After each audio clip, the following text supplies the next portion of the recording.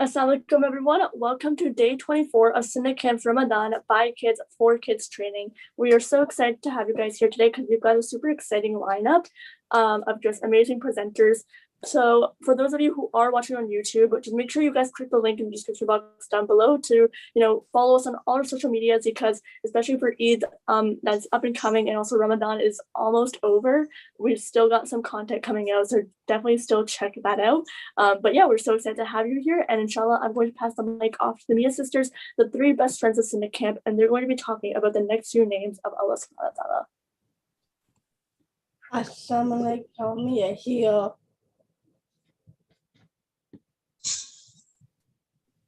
Welcome to day 29 of learning and memorizing the beautiful 99 names of Allah subhanahu wa ta'ala.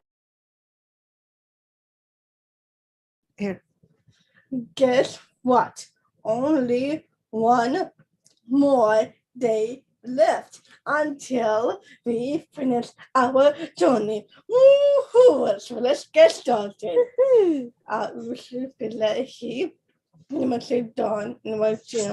Bismillahirrahmanirrahim. ربنا سلنا إنما رب اشرح لي صدري ويسر لي أمري واحلل عقدة من لساني يفقه قولي اللهم إني أسألك الهدى والتقى والعفاف والغنى اللهم فقهنا في الدين. The names we are learning today are, starting off, please. Yeah. النافع, النافع, النور, النور, الهادي, الهادي, and البادي. Badi. Badi. Sorry, that was my fault. Al-Nafi means the forgiver of good. This name is mentioned as a noun in the Quran. As a noun, good. An-Nafi', the beneficator and giver of all good and beneficial. This name is derived from the verb nafar, which means to be useful or to be beneficial. The nouns an-nafi' means to be useful and beneficial, and al-manfa'a means the benefit or the favor. Allah subhanahu wa ta'ala is the source of all that is desired by His creation. All benefits come from Him, whether they're known or unknown. An-nafi' is the source of any benefit and goodness for the life in this world and for the creed. He alone grants good health, wealth, happiness, authority, guidance, and piety. He enables all His creatures to receive the benefits He creates for them. He has facilitated the path leading to Him for those who aspire to take it. It is He who benefited the souls through His prophets, who nourished the bodies through food, who warded off disease through medicine, who kept affliction away through favors and goodness, and who has benefited everyone, whether it's an angel, a human, or a jinn that He benefited. The names Ad-Dar and An-Nafi' are often used together to acknowledge the way that balance and harmony are established and maintained. These opposite attributes are often inseparable, since that which is the sweetest nectar to one person may be bitter poison to another. Such opposites help to make one aware that every action of Allah subhanahu wa ta'ala accomplishes some purpose and importance. Allah subhanahu wa ta'ala is through whom balance and harmony are created and maintained, even if we don't understand how. He is the creator of good. He has created man and as the best of His creation, and He has bestowed upon him gifts which render him unique and superior to the rest of the creation. The one who helps and the one who grants all advantages. He is the one who creates all that produces benefit and usefulness. He is the one who grants all favorable circumstances, the one who confers all benefits, the one who is continually blessing all creation with goodness and all that is useful. If it weren't for Allah subhanahu wa ta'ala, we wouldn't have roofs over our head. We wouldn't be able to safely go to school, well, before COVID at least. And the best benefit of all is being Muslim here today, being here today. I know I could go on about all the goodness and benefits Allah subhanahu wa ta'ala has given or bestowed upon us, but I would go on forever. literally. The blessings, goodness, and benefits in our lives are endless. Though Ramadan is coming to an end in 2 to 3 days, we should continuously practice gratitude in our daily lives. Starting right now, if you're on Zoom, comment in the chat or come on the mic and tell me 3 things you are grateful for, and then say Alhamdulillah. Thank your Rabb. Truly thank him. He is the giver of all good and all that is beneficial. My family. You just come on the mic. You don't have to raise your hand. That's a good one. Oramasa, did you want to say one? Yeah, I'm grateful for my mom since she does so much work and buys so much things and works so hard for me and my brother. Oh, Alhamdulillah. mashallah, that's very nice. Alhamdulillah. I'm grateful for all the stuff I have, and because I'm grateful for everything I have, because I know that some people out there don't have any. Don't I even have 1/3 of the things that I have? So I'm really grateful. Alhamdulillah. You have been phrasing these very well, mashallah. Ikra, do you think we should move on? Yeah, I think we should move on. You guys can continue to comment or put it in the chat.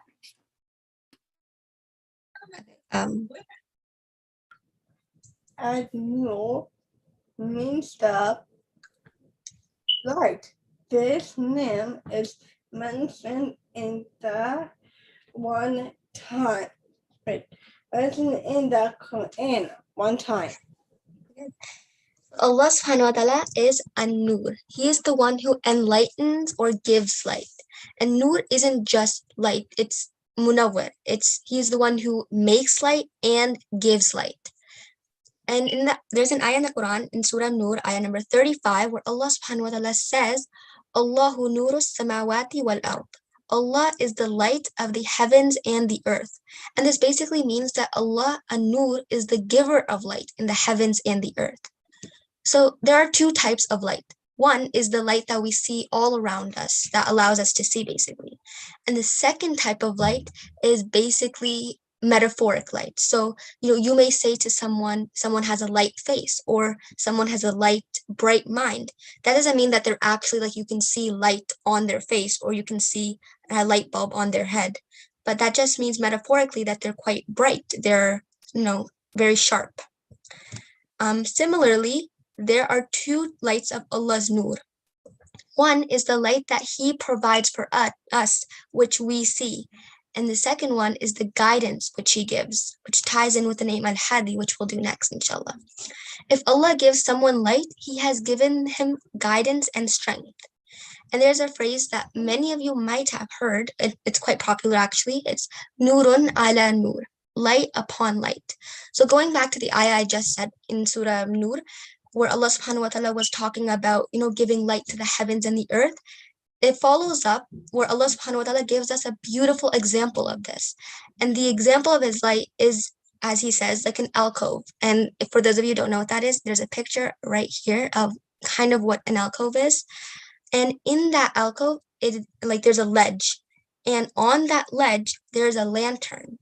And the lantern itself is in a glass, and the glass is so sparkling and so clear. It is as though that it is like a bright star. And so this lantern that is inside the glass is lit from oil from a tree that is blessed. And that tree is neither from the east nor the west.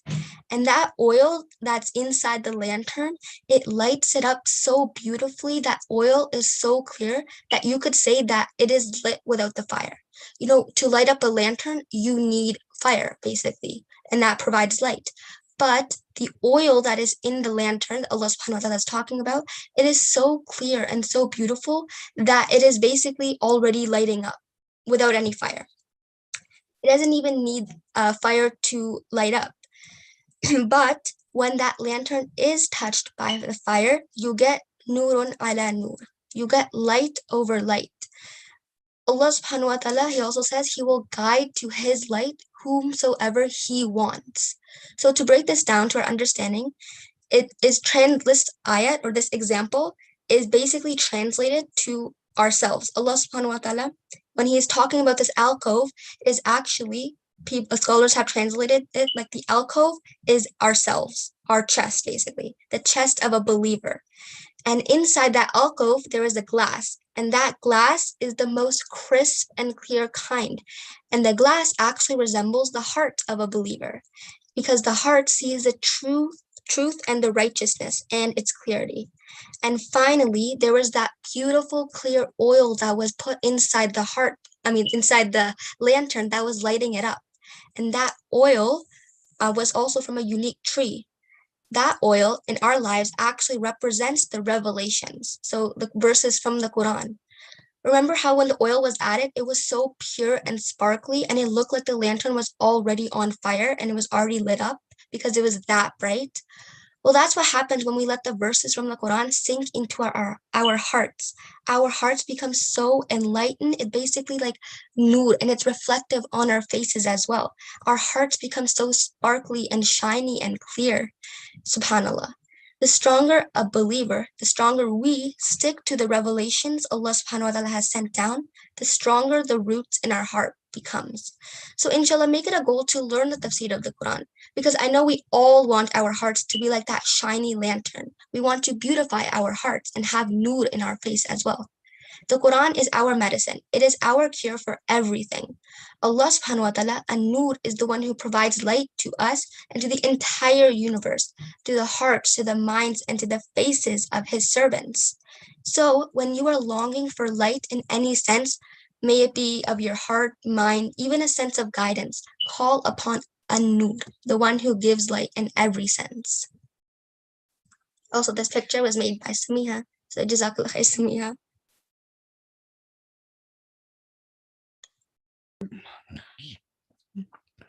Misal, what's the name? Al-Hadi. Al-Hadi means the guide. This name comes 2 times in the Quran. This name is a very powerful and reflective name. And this name makes us realize how desperate we are in need of guidance from Allah subhanahu wa ta'ala. Hadi is the one who gives hidayah. And hidayah, it literally means to guide or to show guidance. And hidayah is to actually first educate. So hidayah is to like gently guide towards a certain destination. And you'd guide someone in such a kind and loving and caring way. So that's hidayah. Allah subhanahu wa ta'ala is al-Hadi. He is the one who gives perfect guidance. And he is the one whom his believers are guided, and by whose general guidance all creatures are guided to what is beneficial for them. So the guidance of Allah is such guidance that is enough.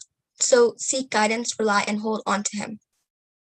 Allah subhanahu wa ta'ala, without whose hidayah, whose guidance, no destination can be reached, no goal can be attained. You know those 6 dream du'as we were making? Ask Allah subhanahu wa ta'ala al-Hadi to guide you towards making them, because without his hidayah, none of our goals are going to be accomplished. We won't be able to reach anything without his guidance. Without his guidance, we are basically completely lost. Al-Hadi guides his creation in every single matter. There is absolutely nothing we can do, no place we can reach or goal we can accomplish except with the guidance and help of Allah subhanahu wa ta'ala, of Al-Hadi. So when Allah subhanahu wa ta'ala guides, he first guides all his creations. So that's basically in a general sense. So every single creature of Allah subhanahu wa ta'ala is guided. So he has not just made the creation and then just left them to figure out life on their own. No. So when he created each creation, he has also guided each creature as well. This is just like the basic things in general sense. So, each and every creation, like take birds, for example. Birds have wings. Allah subhanahu wa ta'ala made them with wings. But Al-Hadi has given the birds the knowledge to fly. Because without his knowledge, without his hidayah, then the bird will be lost. And that's just a small example, but I'm sure you guys get the gist of this. Allah subhanahu wa ta'ala also gives hidayah. He guides his slaves to what they need to know, and he gives them tawfiq, which is ability, and inspiration, or ilham. Allah subhanahu wa ta'ala has specifically given instructions to those creatures burdened with responsibilities.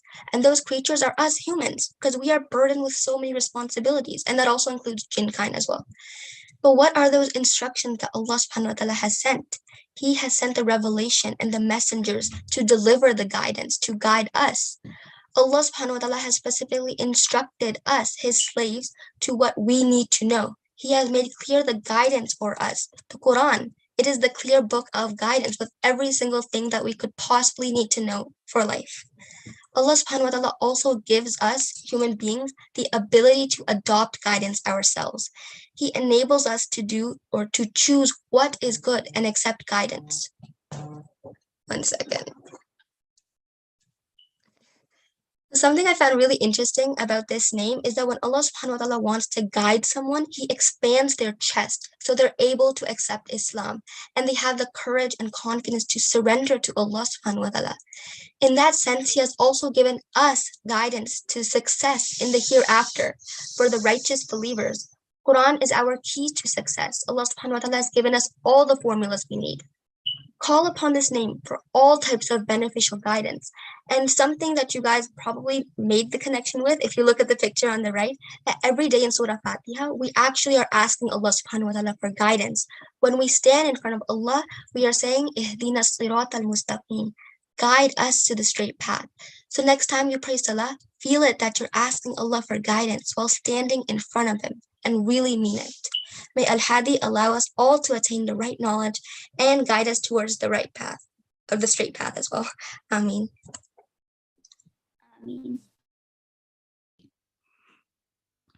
Al-Badi means the originator. This name does not appear in the Quran. Al-Badi', the originator. This name comes from the verb bada'a, which means to originate and to create a novelty, and mubdi is someone who originates. Allah subhanahu wa ta'ala, Al-Badi' is the origin of everything. He began creation and maintains his ever-changing universe, his dominion. Badi comes from the root bad al-ain, which points to three main meanings. The first main meaning is to originate, innovate, or start. The second main meaning is to start something, to uniquely contrive without any similarity to anything pre-existing. And the third main meaning is to be incomparable, superlative, and amazing. Linguistically, bid'ah means an innovation or something new, something not done or not said by anyone before. Al-Badi refers to the one and only originator who, time and time again, does something new unlike anything else, originating its existence without the use of any tool and without being limited to time or space, who created light, who made the sun a source of light and warmth, who gave water its properties, who gave air its properties, who gave each and every element its properties. If all solids melted at the same temperature, and if all substances had the same property, the whole universe would be a gigantic mass of gas, solid, or liquid.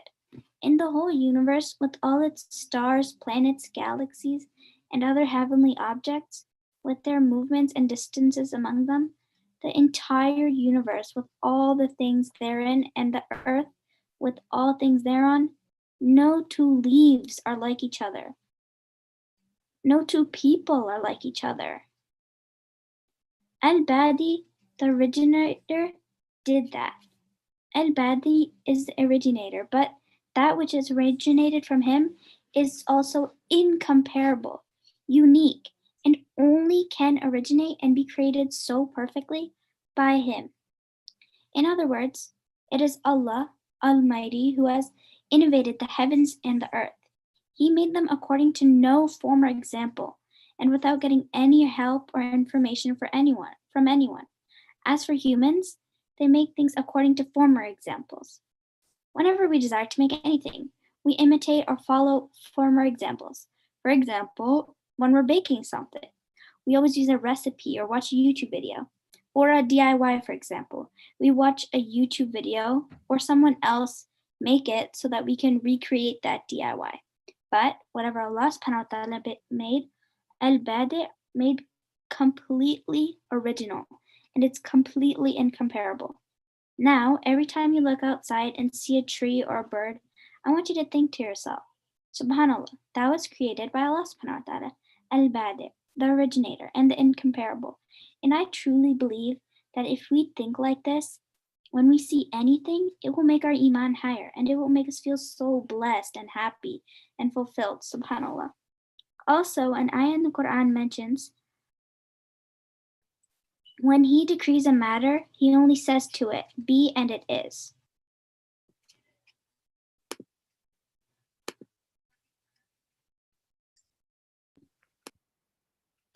What did you learn today? Come on the mic and share with us. Mashallah, all the names today were really beautiful, but I think my favorite was Al-Hadi, which was the guide, because we're so lost without him and only he can guide us. Subhanallah. Was there someone else in the back that also wanted to speak? Can I? Who is that? My mother. Okay, go ahead. My most favorite name of Allah subhanahu wa ta'ala is An-Nur. And the ayah that you mentioned today, it is so beautiful that every time I listen to the tafsir of it, it's not, I cry. It is so beautiful. And mashallah, Mabruk, you have explained it so well, because this is kind of a tough ayah for me to understand. But it made sense today. Mabruk, mashallah. The names that stood out to me is Al-Hadi. It's because it's amazing how he gives the most perfect guidance, and without his guidance, we are nothing. And when he created everyone, he has guidance for every creature that he's made. Al-Badi also stood out to me because it's so cool how he originated. I think your voice cut out, but Jazakallah khair, Ramessa. I Not love your like explanation. Not like those people on social media who just find ideas to copy, or like those people who take ideas from others, and how he's incomparable. Like you don't have anyone to compare with him since he has 99 names. Wow, subhanallah. Good job, Ramessa. Oh, sorry. Samia, you can go ahead. I also like Al-Nur the light. Yeah, Jazakallah khair. Thank you to all of you for coming on, and we'll move on. The so-called kill. Tomorrow is officially the last day of our journey and of the By Kids for Kids program. We've had so much fun and definitely learned lots. Tonight, for many of us, it is also the last odd night of Ramadan. It's so crazy to think how fast time went by. So join us for our last official day as we finish off with our 4 last names of Allah subhanahu wa ta'ala, inshallah. Assalamu alaikum, everyone. Mia. Ow. We have another Wow, I didn't presentation. even realize that there was only 4 days left, or sorry, 1 more day left, so 4 names left of Allah's names. Honestly, it's this journey has just been so amazing, learning about Allah's names and like really going in depth into them and not just reading the translation. So subhanAllah, it really is a beautiful thing. For me, the name that stood out today is An-Nur, because we can like sit here and talk about all the different meanings of An-Nur, and like we all know that it's more than guidance. There's so much more to the name An-Nur. So it really is a very beautiful word and name, and honestly it takes a lot more like in-depth research, I guess. You guys did a really good job, mashallah, with that. So next, I'm going to pass the mic off to Rizwan, and he's going to be actually talking about how to pray your Eid namaz, because as we know with COVID, unfortunately, we're not able to go to the masjids right now. A lot of us are not able to pray our Eid namaz with everyone else, but that doesn't mean we have to slack and not pray our Eid namaz. We are able to easily do that at home, and so don't slack. Make sure you do pray your Eid namaz, and just like we said, Rizwan will be teaching us how to do so. So I'm going to pass the mic off to him. Assalamu alaikum, everybody. So today I'm gonna be going over how to pray your Eid Salah. So yeah, I'm gonna tell you what to take notes for. So I'm going to ask you to take notes so you don't forget, and I'll just tell you what you need to take notes for. So first off, it's important to know that the Eid Salah is 2 rak'ah, so you're gonna pray it just like you would, for example, like the same way you would pray your Fajr You're Salah. supposed to take it. No, I was gonna go I think like this. someone's unmuted. All right, thanks. So you pretty much pray your Eid Salah the same way you would your Fajr Salah, except you would change one or two things, right? Because it's still 2 rak'ah, 2 rak'ah. So essentially, all you're really doing is you're adding Allahu Akbar a few extra times in your salah. So if you've noticed on Eid day, you've gone to the masjid and you've heard that, you know, sometimes this happens to you that the imam says Allahu Akbar and then you go to ruku, then they say another Allahu Akbar and then oh, I'm supposed to stand, I'm supposed to stand. So essentially what's happening is we're just saying some extra Allahu Akbars in there. So this is the part that you should write down. So in the first rak'ah, before you recite Surah Al-Fatiha, what you're going to do is you're going to say six times. You're going to say Allahu Akbar. You're going to bring your hand up and Allahu Akbar. Bring your hand back up, and you can go like this, Allahu Akbar, and you do that 6 times in total. And that's going to be in the first rak'ah. And you're going to continue praying that first rak'ah just like normal. Then, when you stand up from the first rak'ah, it's the second rak'ah now. Before you say Surah Al-Fatiha, then you're going to say Allahu Akbar 5 times. You're going to say Allahu Akbar, bring your hands back, Allahu Akbar, bring your hands back, and Allahu Akbar. And it'll be for a total of 5 times. And that's that's essentially how you pray your Eid Salah. So essentially, in both your first and second rak'ah of your Salah, you're going to first say Surah Al-Fatiha, and then out loud, and then you can say your second surah. And it can be any surah, but it's sunnah for in the first rak'ah you say either. This is something you can write down. In the first rak'ah you can recite, if you have this memorized, Surah A'la or Surah Qaf. That's for the first rak'ah. And in the second rak'ah you can say Surah Ghashiyah and Surah Qamar. And that's just sunnah. So in those 2 rak'ahs, those are the surahs that you can recite, and it's good because it's sunnah if you have them memorized. So does anybody have any questions? Do you want me to go over anything? It's really quite simple, the Eid Salah. It's only because we only pray Eid Salah twice a year. Sometimes it can be confusing. Yeah. Are there any For questions? the second rak'ah, how many times do we have to say Allahu Akbar? All right, so I'll just recap for the entire thing. So first rak'ah, you say it 6 times. Second rak'ah, you say it 5 times. So is khutbah before salah or after? I believe it's after.